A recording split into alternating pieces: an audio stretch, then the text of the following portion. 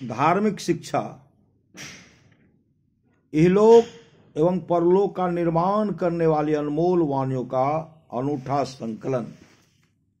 अनासक्त जग में रहो भाई, हम पर संसार की परिवर्तनशीलता का कम से कम प्रभाव पड़े, इसके लिए हम संसार से कम लगाव रखना चाहिए। इसके लिए हमें संसार से कम लगाव रखना चाहिए। सांसारिक इच्छाएं रखकर भक्ति करने पर सांसारिक पदार्थ मिलते हैं, और जो सांसारिक इच्छाओं से रहित होकर भक्ति करता है उसे ईश्वर मिलते हैं। यदि कोई अपने सच्चे मालिक से कुछ नहीं चाहे परंतु तन मन से उनकी अत्यधिक सेवा किया करे, तो मालिक अपने आप उसकी सारी आवश्यकताओं की पूर्ति करते रहेंगे। सदा अपनी अल्पज्ञता ही दिखानी चाहिए। यदि आप किसी विषय की अपनी बहुज्ञता जताएंगे और किसी के द्वारा उस विषय से संबंधित पूछे गए सवाल का जवाब नहीं दे पाएंगे तो आपको नीचा देखना पड़ जाएगा। यदि आपके जीवन का लक्ष्य बहुत ऊंचा है तो आपकी प्रवृत्ति बुरे कामों की ओर नहीं होगी। किसी बात की प्रामाणिकता की पूरी जांच कर लेनी चाहिए, तभी उस पर विश्वास करना चाहिए। परमात्मा में सृष्टि उसी प्रकार भासती है, परमात्मा में सृष्टि उसी प्रकार भासती है जैसे दर्पण में प्रतिबिंब। कोई बात अनुमान से नहीं बोलनी चाहिए, अनुमान की बात झूठी भी नहीं हो सकती है। मनुष्य यदि इच्छाओं का त्याग कर पाए तो वह सुखी है। किसी से कोई सामान पैसा उधार लेते समय या खरीदते समय उस सामान की अच्छाई की जांच अच्छी तरह कर लेनी चाहिए। व्यक्ति अपने शत्रु पर झूठे दोषों का भी आरोपण करता है। व्यक्ति अपने शत्रु पर झूठे दोषों का आरोपण करता है। सृष्टि का जो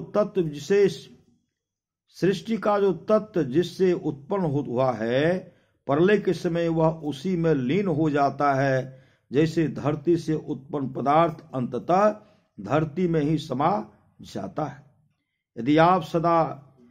यदि आप यदा कदा लोगों को दान स्वरूप कुछ दिया करते हैं तो यह काम आप गुप्त रूप से क्या करें, क्योंकि प्रकट हो जाने पर आपके पास मांगने वालों की भीड़ लग जाएगी। प्रिय व्यक्ति का शरीर छूट जाने पर बहुत से लोगों के प्राण छूट जाते हैं।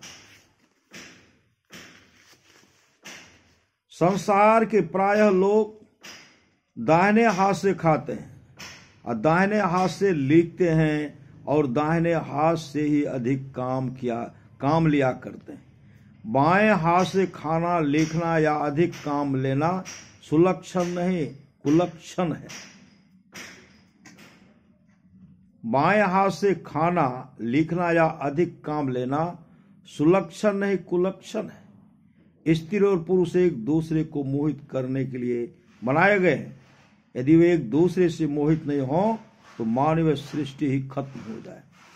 किसी अज्ञात पदार्थ का परिचय या ज्ञान हम दूसरे परिचित या ज्ञात पदार्थ की समानता के भी आधार पर कराते हैं। जैसे हम कहते हैं कि इस वस्त्र का रंग आसमान के रंग जैसा है। अपने किसी कार्य को एक निश्चित अवधि के ही अंदर कर लेने का लक्ष्य रखना चाहिए। ऐसा लक्ष्य रखने पर कार्य में ढिलाई या टालाटोली की गुंजाइश नहीं रहती। जब विपत्ति आने की संभावना हो या आ गई हो तब अनैतिक कर्म बिल्कुल छोड़ देना चाहिए।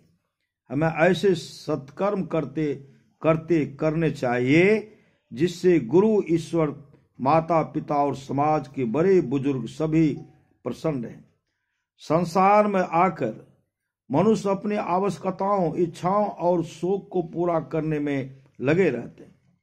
सच्चे मित्र के धर्म के निर्वाह के लिए ही विभीषण को श्री राम जी को बताना पड़ा कि रावण की मौत कैसे होगी।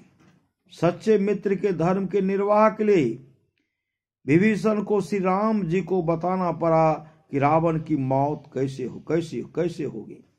अत्याचारी भाई बंधुओं को छोड़कर इष्ट और ईश्वर की शरण में आ जाना कोई अनुचित बात नहीं है। रावण अत्याचारी था और राम भक्ति का विरोधी था, इसलिए राम भक्त विभीषण रामद्रोही और अत्याचारी सहोदर भाई रावण को छोड़कर श्री राम जी की शरण में आ गए। तामस अहंकार से स्थूल आकाश उत्पन्न हुआ है, इसलिए अज्ञानता से उत्पन्न होने वाले काम, क्रोध, लोभ, मोह, अहंकार स्थूल आकाश के स्वभाव हैं। जिस प्रकार प्रत्येक दिन भोजन करने से शरीर को बल प्राप्त होता है, उसी प्रकार प्रत्येक दिन सत्संग करने से आत्मिक बल बढ़ता है और हृदय पवित्र होता है। बिगड़ना आसान है परंतु बनना कठिन है। श्री सद्गुरु महाराज की जय।